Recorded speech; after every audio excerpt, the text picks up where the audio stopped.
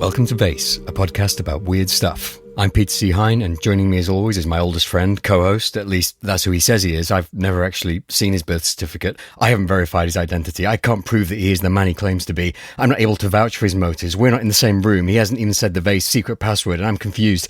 It's the individual conveniently claiming to be Mr. Stephen James Buckley.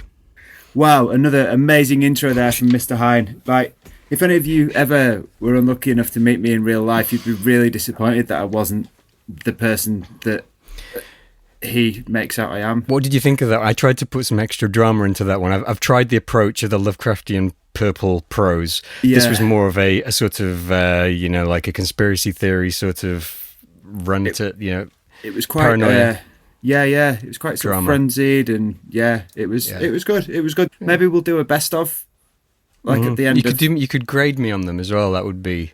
Yeah, I could hold up some little. That wouldn't really be good for a podcast, would it? Though, if I held up little cards. No. You'd have to read out. Yeah, we'll work it out. So, anyway, let's get down to business.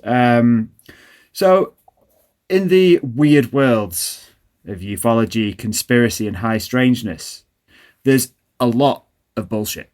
Okay, I mean, we love it. We really genuinely do. We love all of that stuff, but the signal to noise ratio, if we're perfectly honest, isn't great. Luckily, there's someone who has made it her personal mission to cut through this bullshit like a hot knife through a rubber alien costume. And her investigations demonstrate that the hoaxes are often just as interesting and as downright weird as whatever it is they claim to be. So tonight, we'd like to welcome documentary filmmaker and the thorn in Louis Elizondo's side, Emily Louise. Oh Hi, my Emily. God. Hi. Welcome, Emily. Hello.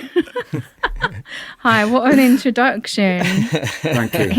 He blocked me anyway. I know, everyone blocks you on Twitter, don't they? We've not blocked you. No, you haven't. Not yet. We just found out that someone else had blocked me on Twitter as well, that we were talking about before we started recording. We did. I'd urge our listeners to follow Emily on Twitter, because it is really, really entertaining. I do try. Yeah. Yeah. You do Twitter very well. I think it's like people sort of, I don't know, people have sort of certain expectations, don't they? And then like you just smash it. It's great. It's great. It's very. I just like being rude to people, That's what I was trying to say, but in a more polite way. I'm kidding. I'm never rude. I'm never rude to people. I feel like I've been very polite to certain people, but if you ask them certain questions, they will just not. They will take it as rudeness off the bat. If you start being skeptical. Yeah, I mean, I think it's. I guess it's people get defensive quickly. Yeah. Yeah. But as well as being an excellent follower on Twitter, you're also a freelance documentary filmmaker. You've written short horror films, but it was your YouTube channel, Weird Reads with Emily Louise, which really got me familiar with your work. And your videos take a very skeptical look at conspiracies, hoaxes, urban legends, and other bizarre cultural phenomenon. It's like a very, very different take to Vayse. You're much more rational and skeptical than we are. And I mean, we're not particularly good skeptics, I don't think, but your channel is still, I think, my favorite YouTube channel, bar none. And I'm not blowing smoke here. Your videos are actually my current addiction. I just can't stop. They look great. They sound great, and they're really well researched, and they're really, really funny as well. I've been recommending them to everyone that I speak to. But I kind of come away from them feeling like I've learned something as well. That's always the aim. Thank you very much. That's very kind of you to say that. Yeah, I mean, I think they're kind of like with a lot of this stuff, it's the kind of thing that you could show to someone who wasn't into weird shit and they would still find it interesting. Like, it's got crossover appeal. Yeah. Like, I find that some of the stuff in them videos, I could go to a party or social gathering and talk about the contents of them without being ostracized or mocked. This could be our key back into weirdo. Normal society. Yeah, this could be it. Because like the stuff like Montauk and MK Ultra and stuff like that, it actually happened. Well, right. MK Ultra did, but the Montauk thing... Montauk not so much, but so what I mean is, what actually happened was that the story was kind of written, or the hoax was created, like same with Alternate 3. Like, I suppose what you're looking at is the story behind the story. Yeah, it's like the story of the story is what's fascinating. Yeah, it's and I've said this quite a lot on like multiple different places, but it's like a form of folklore, right? How these stories get created. They start with one person, and then a lot of people build on them, and that's Montauk and Alternative 3 are like perfect examples of that. A couple of guys that start stories, and then suddenly you've got something that's kind of blown up, almost out of control. And if you don't know, I think the thing that I find like the motivating thing for me is trying to figure out where these things come from, the origins, the roots of it.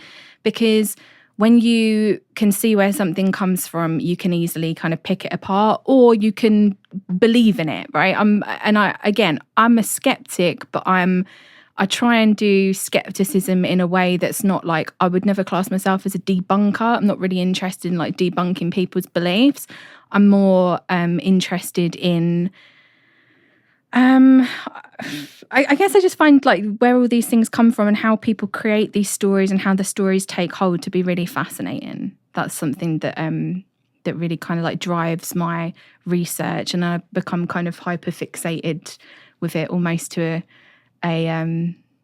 a detrimental level, and it drives me crazy, and I can't stop thinking about it. And then I end up writing a 25,000 word script on it and making a 3-hour documentary. So, but there's lots of other people who find this fascinating as well, because your YouTube channel has nearly 30,000 subscribers, and your video on the Montauk Project has over 119,000 views. That's quite like offensively successful for for this is like a subject which is very, very niche, and yet you're pulling in those kind of numbers, which is really, really impressive. Yeah, I feel like I've got a tendency to be kind of like down on myself because sometimes the algorithm hates me. But I feel like maybe trying to make it accessible is why it works. In injecting humour into it as well, I feel like is important, because you're dealing with a lot of like heavy subjects, right? And then a lot of my stuff is very research dense. Like I have to, like, you should have a look at my computer. It's an absolute mess. You know, we're talking like massive 40-page research documents just for one 45-minute video. You know, like there's a lot, and there's a lot that I leave out, and all of that kind of stuff. So it's trying to make these really like detail orientated stories, all these different people, how they all fit together, how the stories build, and then present it in a way that is manageable. Because take Montauk, for example, you're talking about a series of, I can't remember off the top of my head, I think there's like upwards of 6 books on Montauk. And whenever people talk about Montauk, they only really talk about like the first couple of first book, really, like the first stuff. They don't go into the whole kind of, you know, the guy that said he went to Mars to get Jesus's blood and all of that kind of stuff. Yeah. So, you know, it's like trying to take all of these things and present them in a way that people can easily understand, I guess. With the research and the amount of research that you do is always really thorough and always really, as far as I can tell, really, really accurate. Did you teach yourself to do this, or was it something that led on from another job or any training that you've had? I did a master's degree in screenwriting, which is probably one of the most useless master's degrees you could probably have. But I guess that maybe helped me a bit with like structure. But in terms of like research, no, it was all, I've always kind of been this way inclined. I was very much into, and still am, interested in conspiracies and like politics and stuff like that, and have been like really involved in researching stuff personally for a long time, pretty much all my life, I would say, or at least all of my adult life. So it's more kind of things that I've taught myself. What do you think attracted you to this sort of thing, the conspiracies and the supernatural stories and the weird shit?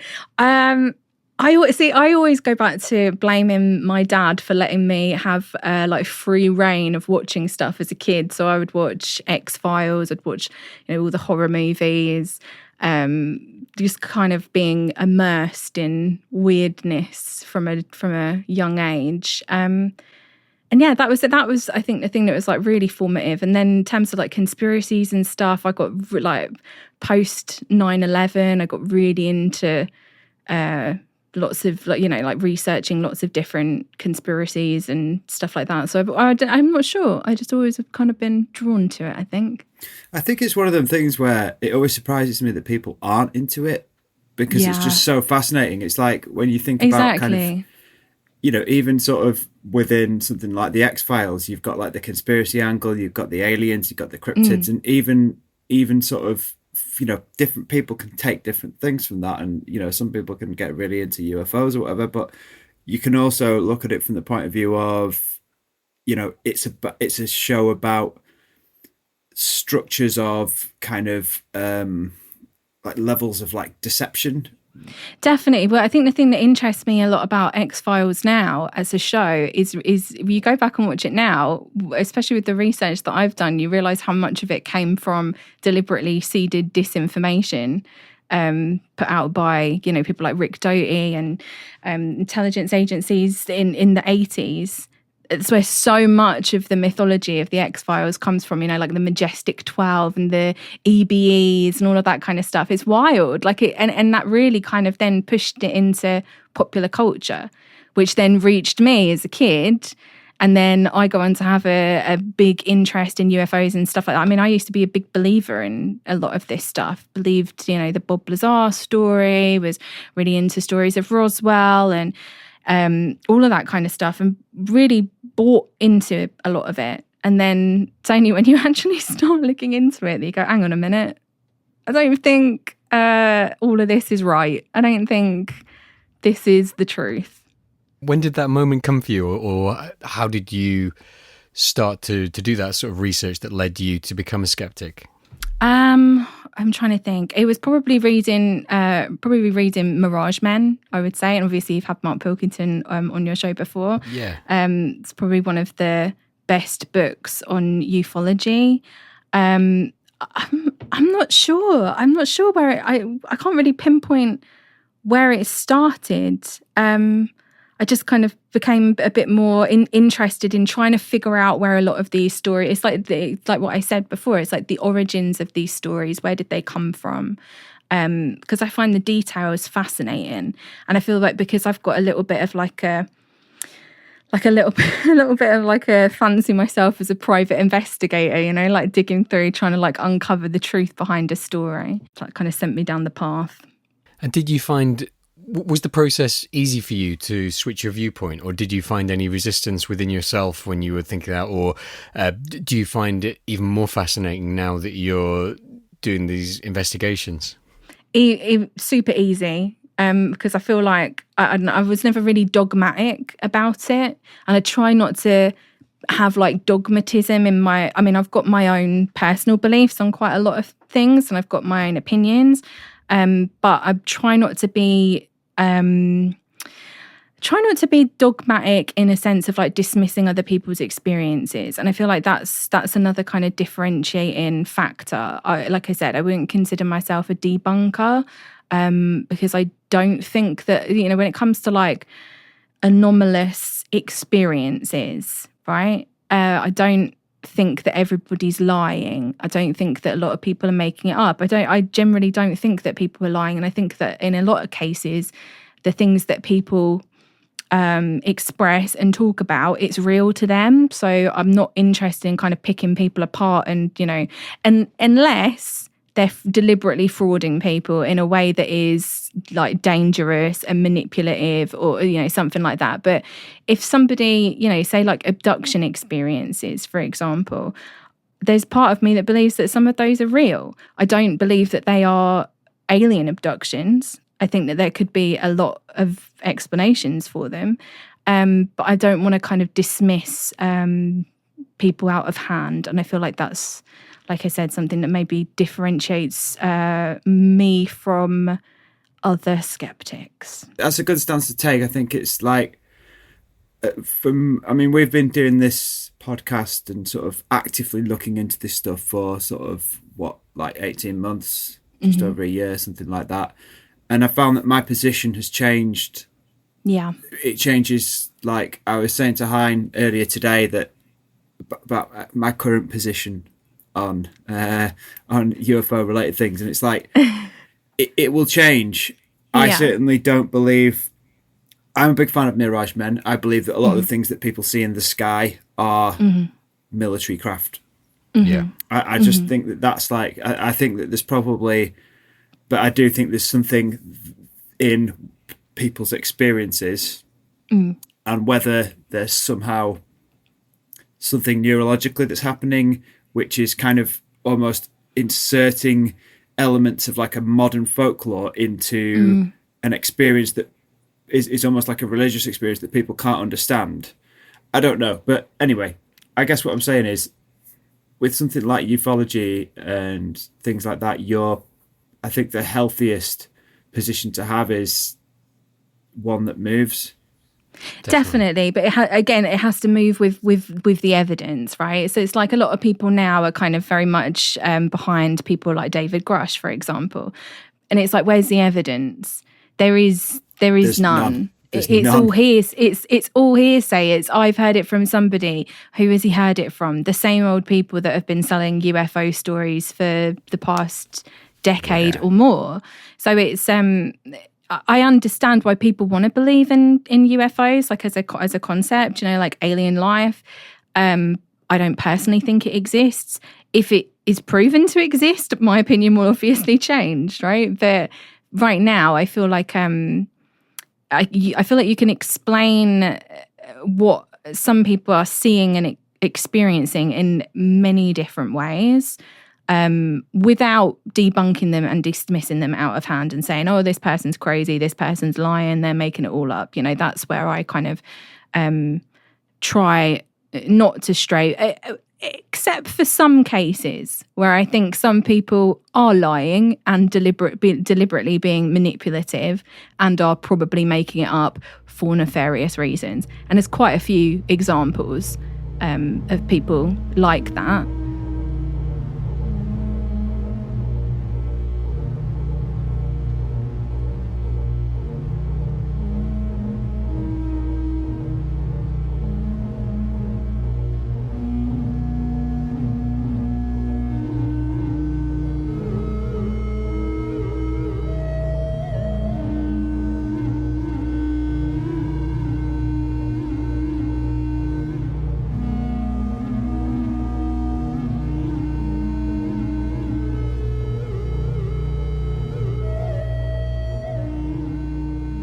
We're actually recording this in August 2023, so it's probably going to go out a couple of months later because we're having a break. So we're not long after the US Congress hearings with like we say Grusch and the other guy Ryan Graves and all of that.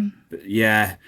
And it's like it's been insane. Like it's been a really mad. It really has been. It's been wild. It in some ways it has, and in some ways it's been just so like what's been wild about it has been almost like that kind of thing of just seeing Congress and seeing like AOC and then like seeing fucking George Knapp behind her. Knapp was there, like it's mad. And it's like just seeing them in the same room. It's like this two worlds don't go together. But I mean, one of the things I guess like all this that's happened in this past sort of month or so with all this, what's your general take on it? Is it just that it's all bullshit? Because it seems to be really. I think it's all bullshit. It's the same characters. It's the same characters that have been pushing this story. Grusch is just a new iteration. I've kind of followed it.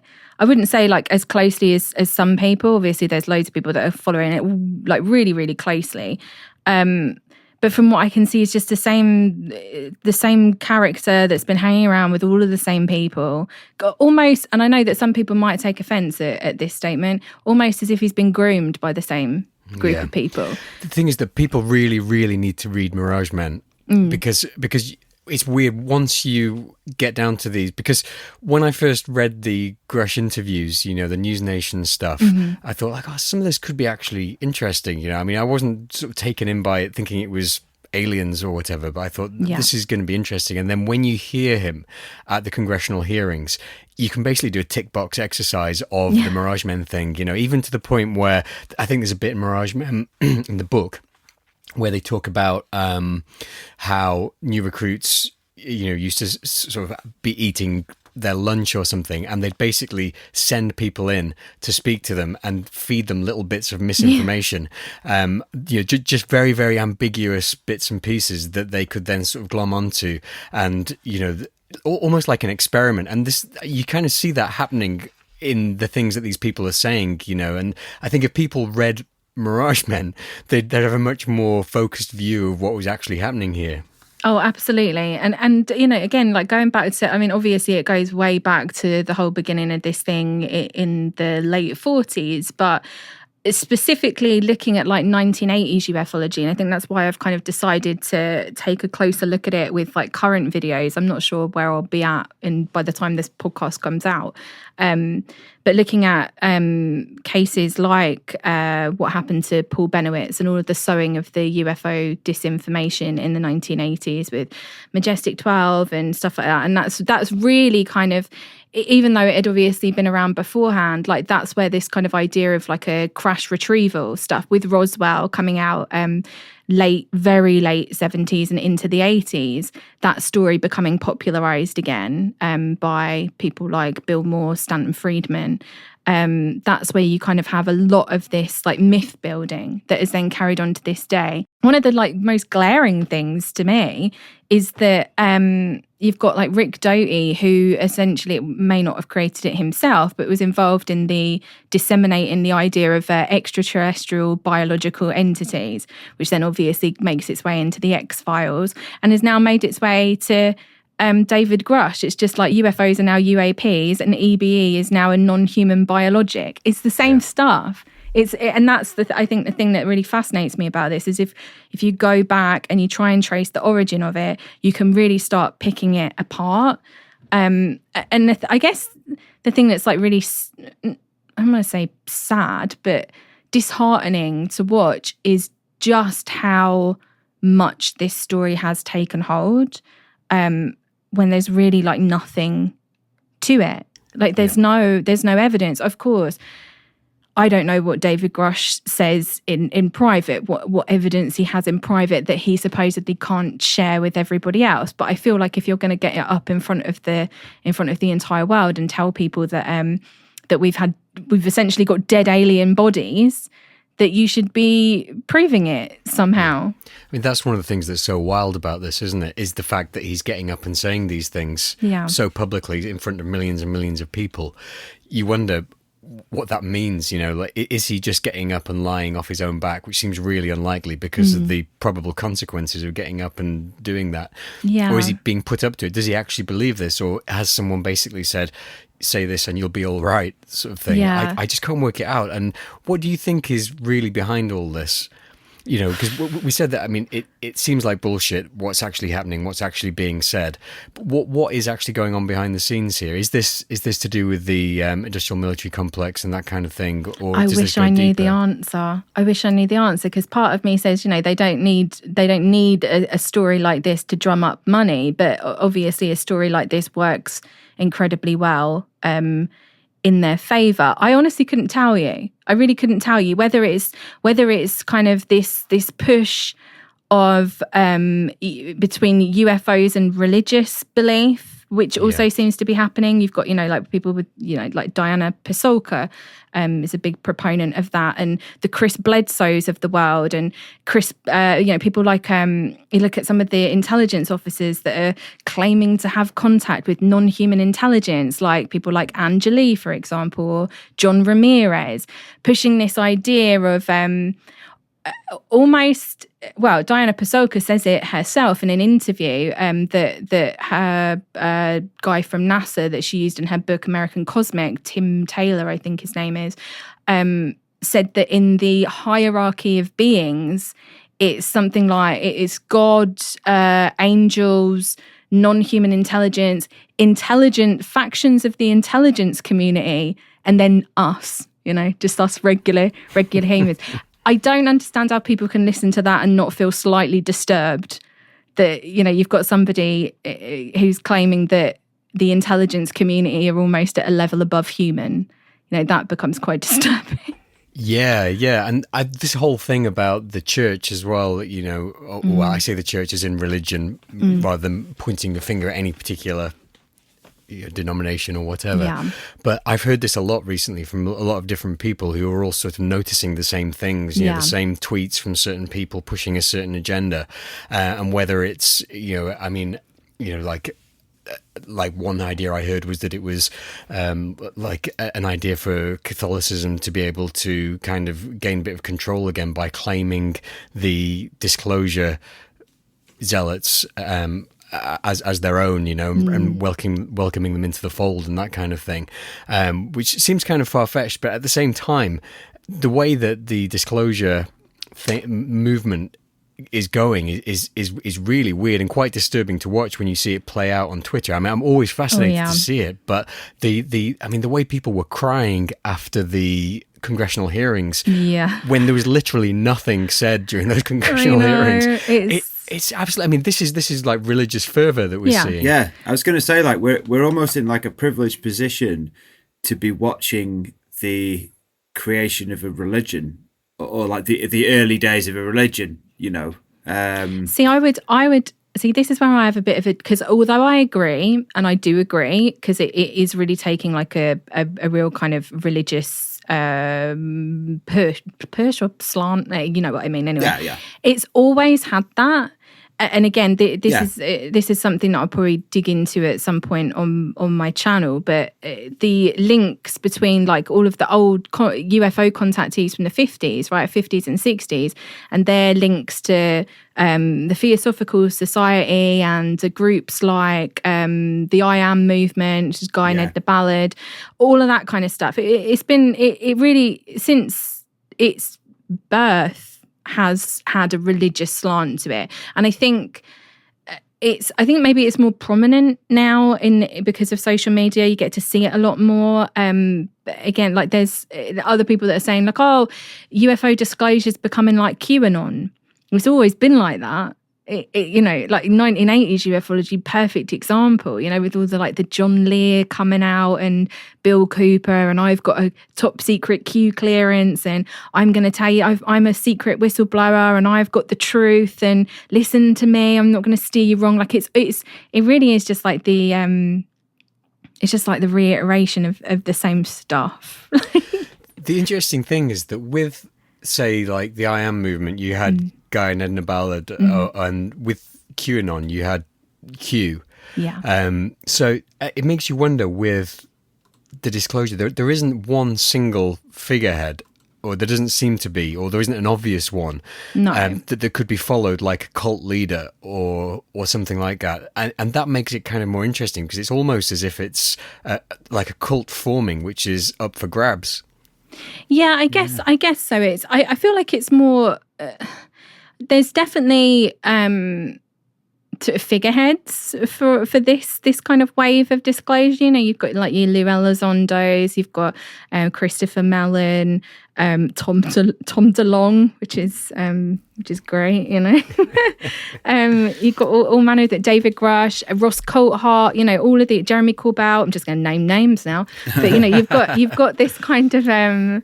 They've become like where they kind of push themselves as the ufological elite, right? They're the ones kind of really pushing this hard, and they're the ones that, because the media love it as well, right? So as much as I put the blame on disinformation that's deliberately sown for what purpose, you could talk about that forever, but as soon as it's out there, the media grabs hold of it because it's a salacious story. It's like News Nation, they've become like the number one UFO TV channel in America, constantly pushing it. What's the reason why? Well, there could be many nefarious reasons why, and I think it's probably worth looking into their funding and who is involved in it, 100%. Yeah. But it's also views. People watch it. Yeah, it's salacious, and it's been like that since the beginning. Again, like looking at even things like cattle mutilations, for example. When I was doing a lot of cattle mutilation research, especially for the original, but like the cattle mutilations that happened in Dulcie in the 1970s, going through all of the newspaper archives, it was the same journalist every time that would cover these, and she would put out stories every single time. And she gets kind of called out in a book about cattle mutilations, where they basically just say like this one woman, she will not stop writing about cattle mutilations, and she's pretty much responsible for pushing this whole story.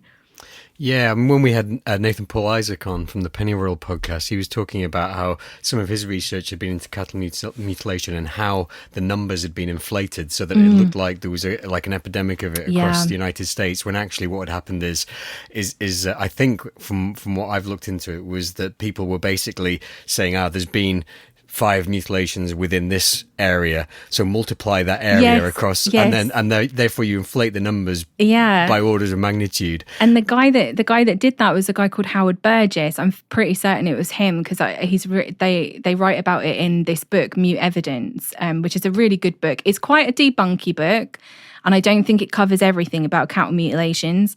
I'd say maybe temper it with something that's a little bit, more on the paranoid scale, because this is a little bit debunky. But yeah, he was like a massive pusher of the cattle mutilations in Dulce as being like something to do with aliens or a top secret government conspiracy, one of the two. But I'm pretty certain he was the guy that came up with that way of like multiplying stuff. Yeah, it's crazy because we've seen this, the way that the media can inflate things like that, and we've seen the way that the CIA and the Navy and other 3-letter agencies and that kind of thing, they've lied to us over and over again, and it's been well documented. I mean, not just within their own records, when you look at things like MK Ultra and that kind of thing, as well as within, well-researched books like Mirage Men and that kind of thing. And yet people still believe them. Yeah. People are still completely credulous in this sort of thing. I don't know what it is about why people will continue to believe without questioning. It's very strange in the UFO world because, like you said, like you've got these people that claim, okay, there's been a massive government cover-up of UFOs, and that could well be the case, right? But if you believe in that, why would you then believe that a supposedly former counterintelligence officer from the army is telling you the truth? Or, why would you believe that somebody that worked for the CIA involved in counterintelligence is telling you the truth? Those two things don't compute with me. It doesn't make any sense.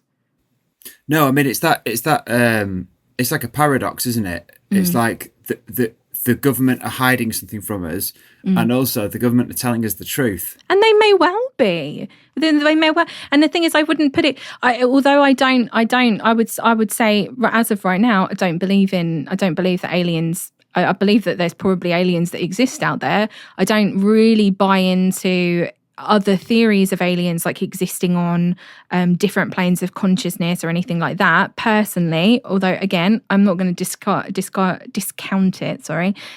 it completely out of hand, but I also don't trust 3-letter agencies, military intelligence to tell the truth. So I just it then baffles me why you've got people, and there are a lot of skeptical people in ufology, but it feels like at the moment, there's this really big push to kind of stand with people like David Grusch, who, it just doesn't compute in my brain, really. The way that people leap to defend him is so weird. Yeah. It feels like it's a lot like wishful thinking, isn't it? Like hero worship, I think, as well. And there's an element there is an element there of there's this kind of like a kind of hero worship. He's been a brave soldier, and therefore we must all kind of fall at his feet. There's a lot of that going on. So working that into what you think about it as well is kind of important, because I feel like people are kind of it can be very easily blindsided by patriotism, right? Like a kind of blind patriotism, like, he served in Afghanistan, therefore we need to kind of fall at his feet, and he's a brave soldier, X, Y, and Z. Yeah, and there was this recent to the time of recording, where there was a lot of people saying that his medical records had been illegally leaked. And then when you just do like even a superficial amount of research, it turns out that it was actually public records of arrest and that kind of thing that had been obtained through legitimate means by Freedom of Information Act requests and that kind of thing. And yet people still say, put out this information that he's been somehow brought down by nefarious means, when it seems like they're almost trying to convince themselves, that they're not even necessarily doubting what the reports say or what the arrest reports were saying. They're more saying, well, these have obviously been leaked to try to discredit him. Yeah, it's very strange as well, because you can... Again, and I got blocked by Sean Cahill on Twitter for asking him why he decided to call the reporter from The Intercept a domestic terrorist for reporting on Freedom of Information Act requested information, which is baffling to me. You can not like something as much as you want, and you're free to criticize it. And, thinking, the ethics of it, was it kind of slanderous? Was it a little bit biased? Yeah, it may well have been. And people are well within their rights to criticize that and be angry about it. But you can't call it counter-terrorism to report on a Freedom of Information request. It's very domestic terrorism. It's not that. No.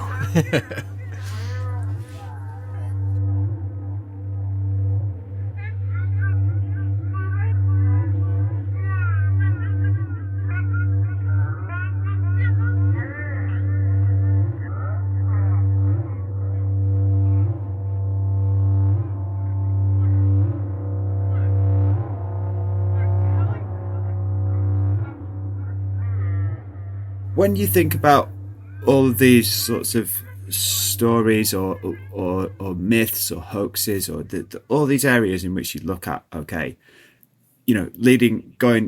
back to things like Dulcie Base, Montauk, Alternative 3, all the way up to, like I say, the what we've just been discussing with the this disclosure stuff. What do you think it is what do you think it is that makes it so popular? Do you think that it's almost as if the human mind needs to be told these stories or something? I think they get popular because they take little pieces of truth. They build stories on things that are true. And I think that they gain popularity because people don't trust, I hate saying like the government because it's so broad, but you know what I mean when I say the government. The man. People don't trust, the CIA for very good reason. And something like Montauk is built on stories of mind control and trying to create super soldiers. And we know that those things existed, right? Yeah. Like they were doing that. And some of the most horrific things that you've heard about. And that's a tiny fraction of what was really going on, because we don't know the majority of it, because they ended up burning half of the files on stuff like MK Ultra and papers on like mind control and stuff like that. But we know that they were trying to create super soldiers, right? A perfect soldier, like things like the 1st Earth Battalion and things like that. That's what Montauk's built on. It's built on those kind of stories. It's built on a lot of other stuff as well, like occult things. And it's also built on previous hoaxes like the Philadelphia experiment. Yeah. But it's got that little bit of truth that it builds on, right? So if you are distrusting, as most people are nowadays, again, for good reason, and I feel like there's this real kind of, especially in skeptical communities, which I really don't like at all, this really kind of dismissive attitude of you're just a conspiracy theorist, or you're stupid because you believe in this. And I really like it. I find it really dismissive. It annoys me. And I feel like there's not enough people that are skeptical that can also say like, these are the reasons why people don't trust. These are the reasons why people kind of, get into conspiracy theories, because a lot of them are true. A lot of them turn out to be true, right? Is there any particular well-known conspiracy theories that you think are just pretty much true? Oh, loads of them. Yeah. I'd probably surprise you. I'm not sure. Yeah. I'm not sure how much you want me to say. Well, give us one. Can always edit it out. I got a lot of questions about September 11th, for example. I'm not somebody that believes that there were no hijackers or that there were drones flown into buildings, but I think there are a lot of questions about who knew what, who stood to gain, were things allowed to happen or purposefully orchestrated Yeah. There's I a think lot that's of a question. very And reasonable stance to take, to be honest. yeah, and that's a topic that I've been very much interested in for a long time, like years and years. I used to be way more involved in it than I am now. Kind of took a back seat. But there's a lot. There's a lot of different conspiracy theories that people again would say, oh, you're just a crazy conspiracy theorist. But I feel like when you start looking into things, you can't. There's a lot of things that you can't just brush away. Yeah, when we talked to Sequoia Kennedy about, we were kind of trying to get to the bottom of whether there is a single truth, like whether truth exists as one sort of platonic ideal. I'm not sure. I've got a lot of thoughts about this that I can't really get into a question, but I'm just going to try and talk and see if you can make a question out of it. Go on, let's see. It's gonna be a test. Yeah, because where is all this going to go, Because we're in a world that's now kind of called by some people a post-truth world, especially after Trump, where it became apparent that fake news and misinformation thrives, not necessarily because people are stupid or kind of lack the faculties of critical thinking, although obviously it's been proven that many people do, and many more people are too lazy to use any such existing faculties. But it seems to thrive because people apparently want to be granted permission to believe whatever the fuck they want to with impunity. Almost to the point where they feel as though whatever they believe actually is the truth for kind of no other reason than they believe it. And there has been like some kickback to this position since it was at its worst, which I think was at the end of the last decade. So sort of Trump obviously lost to Biden in 2020, and there's been criminal cases and indictments brought against him. And it does look as though something may stick at this point. And Boris has been forced out of Parliament earlier this year, even though he was still saying that he hadn't done the things that all available evidence suggests that he has done. But these two examples just feel like the work of a kind of capricious populace rather than a global wave of humanity suddenly coming to its senses. So I suppose what I'm getting at is eventually in this world of like deep fakes and intensive curation and arrangement and editing of everyday life through social media, reality TV and a biased mainstream media, and where capitalism is kind of king and truth is a commodity, which is now like a product which can be manufactured by those who can afford to mass produce it and package it up and sell it at a premium to those who can't afford all the facts, or are at least too exhausted or weak or disillusioned to care about the facts. Do we kind of get to a point where like the actual truth doesn't really exist or just isn't relevant anymore, or is that kind of like underestimating people? There was a lot there, so welcome to my world, Emily. Okay, how would I go about answering this? I'm trying to think. I think there is maybe not a universal truth, but there is definitely truth. And I feel like a lot of people, I don't like to use the words like fall for stuff like that. Like you mentioned Trump, for example. Why do people vote for Donald Trump? Well, because he promises something better. Why would you want something better? Well, because everything's kind of shitty. And it's really, it's very easy to fall for that kind of propaganda when you're being sold a simple answer, right? Somebody's pointing the finger over there and saying, that's the cause of all of your issues. Look over there. And we're almost, they get us to point at each other. We're never pointing upwards, really, are we? Like, we're never pointing at the people that are actually in control. And I don't mean a mythical Illuminati-esque figure. I just mean capitalists. We're never kind of, they don't direct our attention upwards. And again, like I would even say people like, to me, we're getting into politics now. What have you done? You're going into politics. People hate it when I talk about politics. Not here. but again, like take our country for example. I don't really, and some people will disagree with me, I don't see any real difference between a Boris Johnson-esque figure and a Keir Starmer figure in this country at all. I agree we don't have any form of opposition, right? So I'm trying to think of like a way to like concisely address the point. I guess I would just say that like I feel like you've got to factor in a lot of people's like material conditions in this, because I feel like it's very easy to have a more kind of thinking about it, is there one, universal truth, and why do people fall for? I don't like that term, like fall for this kind of stuff. A lot of it is to do with people's everyday conditions, right, in their lives, and a lot of this stuff can become really, really appealing when your life is not how you want it to be. You've got no money, you work about a shitty job where you see that your boss is earning billions and you're earning £10.50 an hour, right? Things don't seem very fair. Things aren't very fair. So a lot of these kind of stories, again, do work as a form of escapism, but I have a part of me that wonders how much of that escapism is engineered. Because if you can distract people with things like UFO disclosure and the Montauk Project, or any number of these different conspiracies, which may or may not have grains of truth to them, you're distracting a lot of people and you're keeping them from kind of, in a way, directing their attention where it needs to be, organising to direct attention where it needs to be.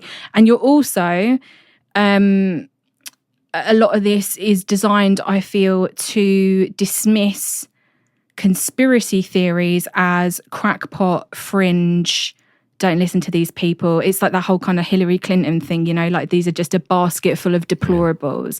They just believe an X, Y, and Z thing. Just ignore them. These are not people that we want to associate ourselves with. And I feel like that it not only really denigrates the people who believe in a lot of different conspiracies for all manner of different reasons. I feel like it's really dismissive and again, almost by design in a lot of ways. Also, if you can kind of correlate a belief in conspiracy theories to, like being anti-Semitic or being a right-wing extremist, like that is really helpful for some people that don't want you looking into conspiracy theories, because you can dismiss the whole thing out of hand. You can say, if you believe in X, Y, and Z conspiracy theory, then you're anti... And that's not to say that there's not anti-Semitic conspiracy theories. There obviously are, but there's a whole kind of push, especially after things like QAnon, to kind of conflate belief in conspiracy theories with a form of extremism, which I find to be quite disturbing. I think you're right. I think there's a lot of important points that you made there, and one of them I think is also, again, that I need to kind of look at my privilege on this as well, being a kind of middle-class, middle-aged white guy, in a relatively affluent part of the world. I think there's people who are in really bad situations, who are desperate, who really want to cling on. And if someone says that they will save them from that, then that could be their last shot. That could be the thing that they need to hang on to be able to get them through the day. Yeah. I mean, do you not think, I sort of see there's a big similarity in the two things that you described there, just like with cults, with like a cult leader and their followers and sort of, the whole thing. Yeah, there is. There is. Like, I know you can definitely see that in a lot of the people that peddle stuff. But I also think it's important to kind of, again, like I don't think that there's a one answer to this. I feel like a lot of people, again, like it's the whole topic of conspiracy theories, especially post QAnon, has become like this real minefield where conspiracy theory and being a conspiracy theorist has become this bad thing. And like I've said, you get conflated with being an Alex Jones type figure. And again, people may say I'm a conspiracy theorist and I will wear the label proudly. I wonder how much of that is by design, because again, like I said, like if you can denigrate and kind of dismiss a whole subsection of people that are researchers, that actively look into things, that question authority in that way, it works really useful. It works really useful. It is really useful for people that want to cover up conspiracies, right? Because you get to dismiss them. But yes, I would also say that on the other hand, like people like Alex Jones, the David Icks of the world, they do prey on people, much in the way that like a cult leader preys on people. I think, there's a lot of people don't take into consideration the material conditions of people that join those kind of religious organizations. That's a massive factor in it. It's not, some people say like everybody that joins is an idiot or blah blah blah blah, and I don't necessarily think that that's true. I just think that there's a lot of it's a lot of like trauma and things that have happened in your life and where your life is at that draws people to this. And of course, didn't the phrase conspiracy theory, wasn't that like invented in order to do exactly what you said? Yeah, I think it had something to do. Yeah, it was like JFK or something like that. I feel like the origins of it go back much further than that. But I'm not going to say that I'm entirely sure, but I have heard that, and obviously, I'm not an expert on JFK, but I will say that anybody that believes the official story of that probably could stand to do some further research. We'll probably just leave it at that. Yeah. So you have me on thinking I was this massive skeptic. She's a debunker. I'm telling you, I'm really not. Like I really am open to so much stuff. I just don't believe in aliens coming down. Like that's. Have you ever had any weird experiences of your own? I've seen it. I saw an unidentified flying object over Area 51 of all places, but it was military craft, so it definitely wasn't it. That was probably I'm trying to think. Have I had any other weird experiences? I don't think so. Not that I can remember. Any ghosts or? No, I know a lot of people that claim to have had ghost experiences. I associate with some of the strangest people you ever meet in your life. But, sadly, none of it ever happens to me. What do you think about things that we've seen some evidence for, like the Project Stargate and the remote viewing and all that kind of thing? Do you think there's any truth in that? Oh God, this is a minefield. I think that they believe in it. Yeah. And that's how I feel about a lot of stuff, especially when going into, again, like this, I'm going a little bit off topic now, but when you get into things like occult beliefs and stuff like that, I think the people that believe in it. I don't necessarily believe in it.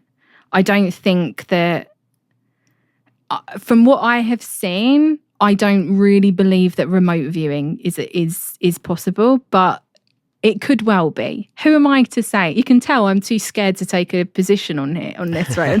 I'm too scared to be definitive about it. In case somebody like messages me and goes, I can't believe that you were on that podcast and you said remote viewing wasn't real. I'll just say I don't personally believe in it, but I believe that the people involved in it believe in it. And in a lot of ways, maybe that makes it real.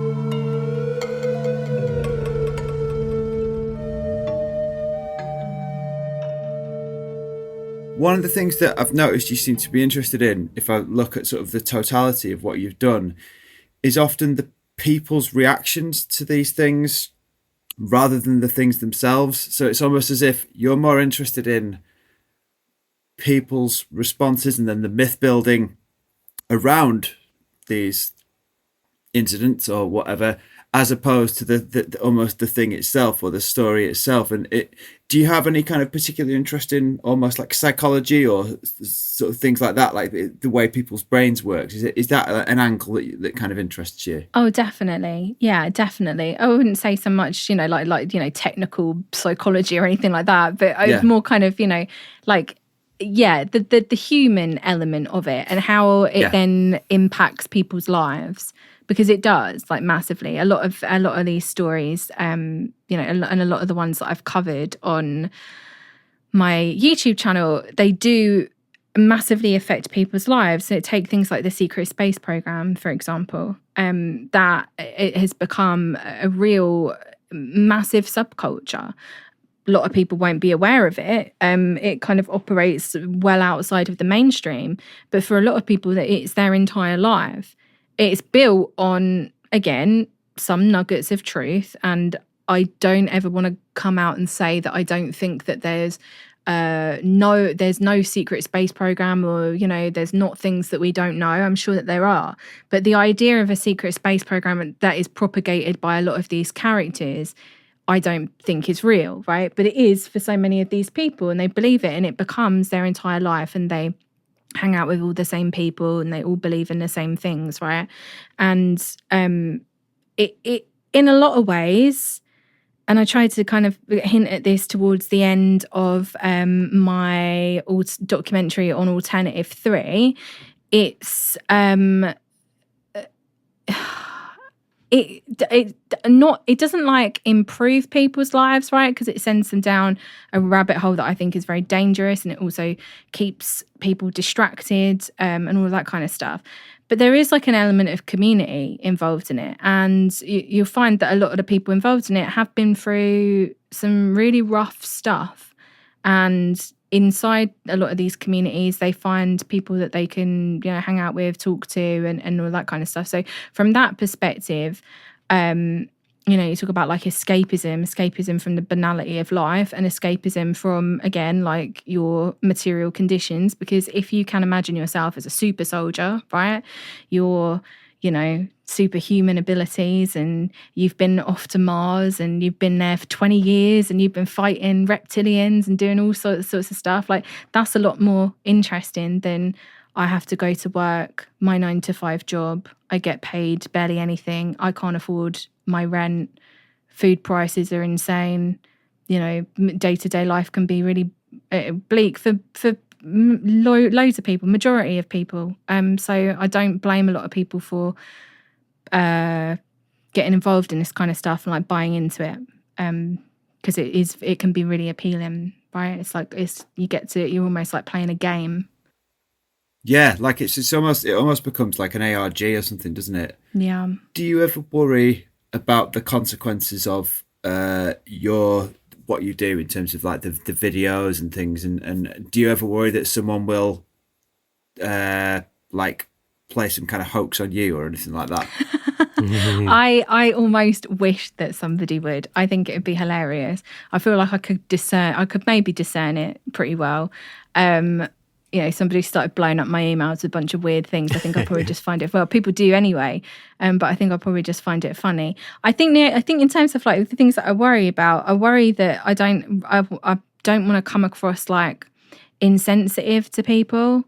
Because like even some people I don't care about coming off insensitive, people that I think are genuinely harmful and are, doing things nefariously, people like the Corey Goods of the world and the David Wilcocks of the world. I really couldn't care less about them. But, I don't want to be, I try and handle things with a bit of care and empathy, and try not to be exploitative. But when you're talking about these kind of things that involve people that have got all kinds of things going on, sometimes it can be really difficult to you're straddling like a thin line with what you cover.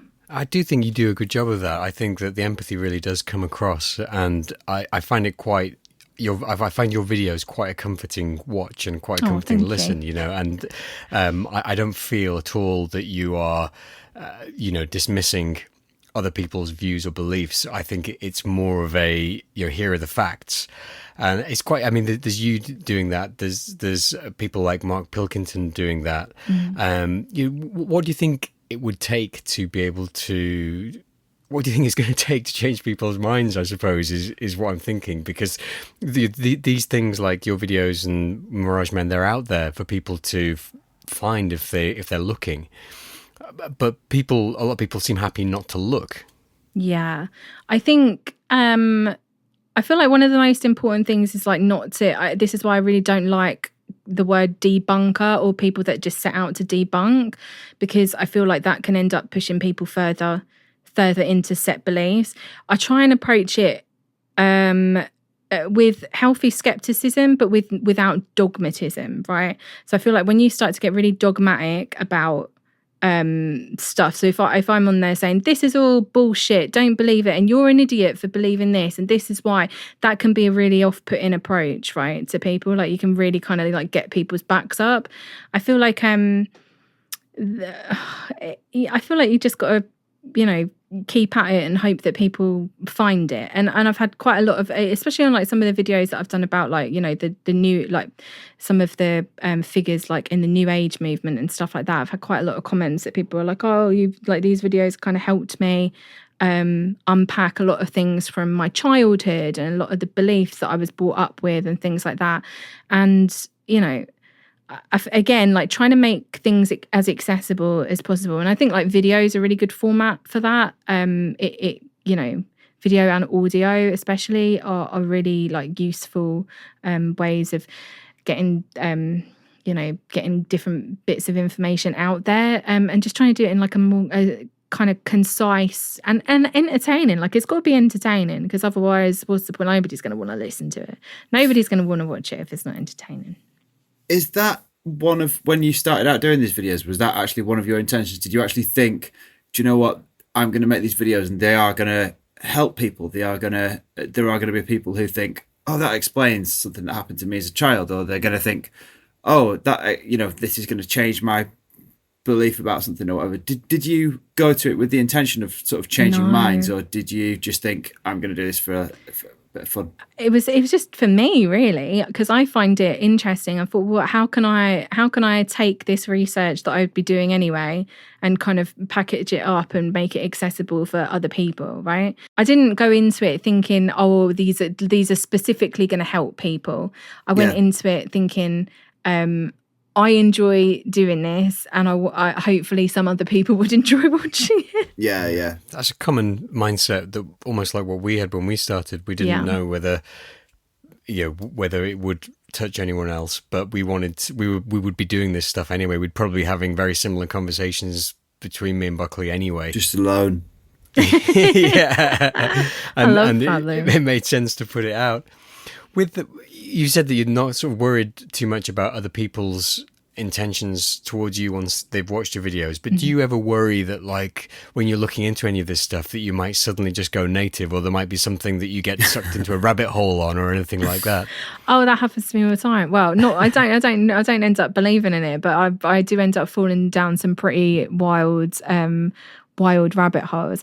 I feel like the only thing that becomes like a real issue in stuff like this, and I'll be honest, is like being a woman in this sphere. And I don't mean to make it like, you know, a big thing like, oh, woe is me, but the amount of creeps that you get, like, you know, like weird DMs, strange comments, just like really, you know, like kind of creepy stuff. And you ask any other woman in this kind of world, I'm sure that they've experienced it. Well, I ask any woman in life, in the anywhere. world. Yeah, exactly. Yeah. And it gets really frustrating, and it's to a point where I've almost pretty much taken myself out of my videos because I'm sick to death of it. Like, really? Yeah. I feel like this sort of shit should be brought to the fore, because it's like it is something that needs to stop, because I had like a 2023. I know. I had a brilliant one the other day that was it was something to do with the UFO disclosure, and it was about the hearings in Congress, and someone had posted up, I think it was Mick West, had posted up a picture saying, like, you know, it's all men basically, and someone had replied to it saying, what did they say? They said, well, of course men would be interested in UFOs because men are actually more interested in things and women are only interested in people. And it was like the most hilarious thing. It's ridiculous. It's like utterly ridiculous. It was like, why would you even post that?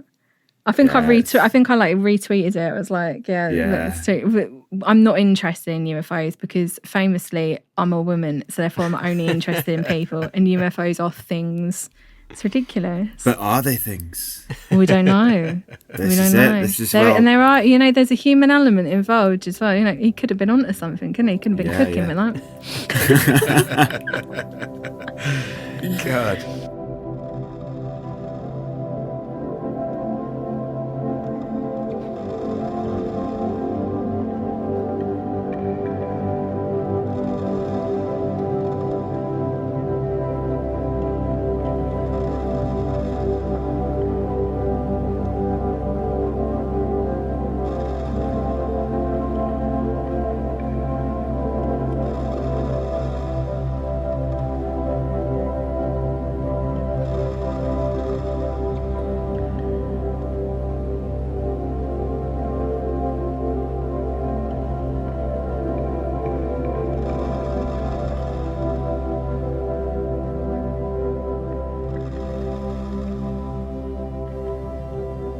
We usually ask our guests to recommend books or movies or documentaries or TV shows or just music or podcasts that relate to what we've talked about, or maybe something that would relate to your YouTube channel. Do you have any recommendations that you think people should really pick up and read? Oh, absolutely. Again, books-wise, obviously, it would be Mirage Men. I really like Jack Brewer's work. He wrote The Greys Have Been Framed. Trying to think of other books. I think Saucers, Spooks and Kooks by Adam Go Rightly is a really good book, especially using it as jumping off point in research. Tanner Boyle, who writes a Substack called Getting Spooked, which is brilliant, and it's all about parapolitics and the paranormal and ufology, which I would highly recommend. Expanding Frontiers, the YouTube channel, Erica Lukes and Jack Brewer, they have a lot of people on. I would recommend Martin Cannon's The Controllers, even though he doesn't like it anymore, I still like it, and I will continue. I will die on that hill that he was onto something. Trying to think what else.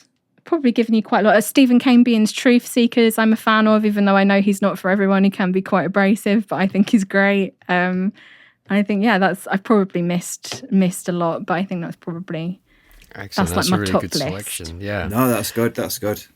Where can people find Emily Louise? So you've got your YouTube channel. Yes, I'm on Twitter. You can find me Weird Reads Emily on Twitter, Weird Reads Emily Louise on YouTube, and I'm on Patreon. And just floating around in the ether. Excellent. What kind of stuff do you do on your Patreon? It's more kind of like early access kind of stuff like that, but I am trying to start an audio only thing over there. There's just like shorter stories, little like weird stories, that kind of thing. Oh, excellent. We'll link to all that in the show notes. And if anyone out there wants to find any more Vayse, you can find us on Twitter and Instagram. We're at Vayse, then Vayse spelled backwards. So that's at VAYSEESYAV. And you can find us on our website. That's www.vayse.co.uk. Obviously, you can get the podcast on all the usual podcast platforms, but at the website, we have the full show notes, which we work very hard on. And Keith helps us work very hard on that as well. Thank you, Keith. Thank you, Keith. You can email us if you want to talk about anything we've mentioned on the show, or if you want to tell us any of your own experiences or tip us off to any weird stuff that's going on. That's vayse.info@gmail.com. You can get the soundtrack to the show made by our very own Stephen James Buckley under the name Polypause at Bandcamp. And Buckley kindly puts any money that we make from that back into the podcast, so it's really, really useful way to support us. But if you've got any spare cash and you do feel like supporting us, we also have a Ko-Fi. Have you got a Ko-Fi, Emily? I do, yeah. Yeah, so Emily's got one as well. Is it pronounced Ko-Fi or coffee? I say Ko-Fi. I think Ko-Fi sounds cooler, doesn't it? Yeah, I'm going to go with what Emily says. She's usually right. I think it's coffee, but I'm going to say Ko-Fi. I prefer Ko-Fi. Ko-Fi. It sounds more sci-fi. Coffee's a different matter. Very true. Yeah, we need to keep coffee separate. Keep coffee sacred. Yeah, exactly. Keep coffee sacred. Indeed. Yeah. And if people get a monthly subscription to our Ko-Fi, they get access to our Discord, which is a really nice place to be. Just before you go, got one last question for you, Emily, right? You and Rick Doty, who would win in a fight? Do you think you could take him? Oh, absolutely. I would absolutely take him. He really doesn't. I don't think he lies me very much. I interviewed him. You interviewed Doty? Yeah, a couple of months ago. Yeah. And did you fight him? No, I did. I wish I had. Didn't fight him through the screen. He's an interesting character. I don't really see, like some people talk about him like he's like, charismatic. They're like Riz King Doty. He's really not. Like he's an interesting character. He spins a good yarn.